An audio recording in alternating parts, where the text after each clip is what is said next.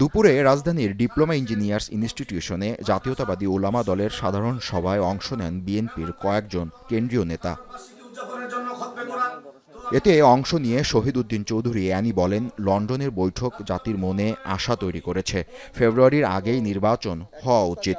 সংখ্যানুপাতিক পদ্ধতিতে ভোটের দাবি বিএনপি মানবে না বলেও জানান তিনি। তারেক রহমান সাহেবের সঙ্গে বাংলাদেশ সরকারের উপদেষ্টা প্রফেসর ডক্টর মোহাম্মদ ইউনূসের বৈঠক জাতিকে মনোবল দিয়েছে, সাহস দিয়েছে। দেশের মানুষ খুশি হয়েছে। পিআর পদ্ধতিতে তারা নির্বাচনটা দেখতে চান। এটার ভিতরে অনেক ষড়যন্ত্র লুকিয়ে আছে। এটার বেনিফিশিয়ারি কে হতে পারে আমাকে আপনাকে চিন্তা করতে হবে। একই অনুষ্ঠানে জয়নুল আবেদিন ফারুক বলেন, অন্তর্বর্তী সরকারের 11 মাসেও নির্বাচন না হওয়া দুঃখজনক। এ সময় উপদেষ্টাদের পিএস এপিএসদের ব্যাপক দুর্নীতির সমালোচনাও করেন তিনি।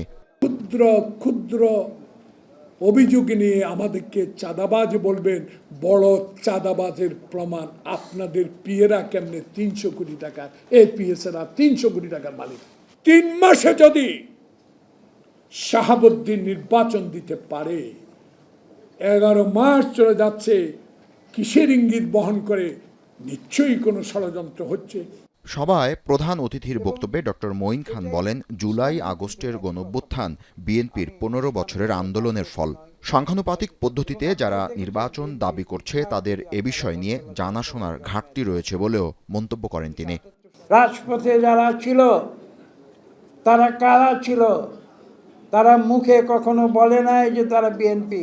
তারা পরিচয় দিয়েছিল তারা সাধারণ ছাত্র।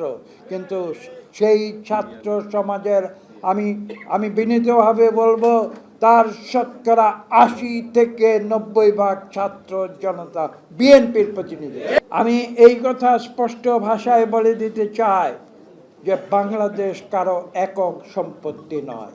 বিচার আর সংস্কারের আড়ালে ভিন্ন উদ্দেশ্য থাকলে ফ্যাসিবাদীরা ফিরে আসবে বলেও সতর্ক করেন বিএনপির নেতারা।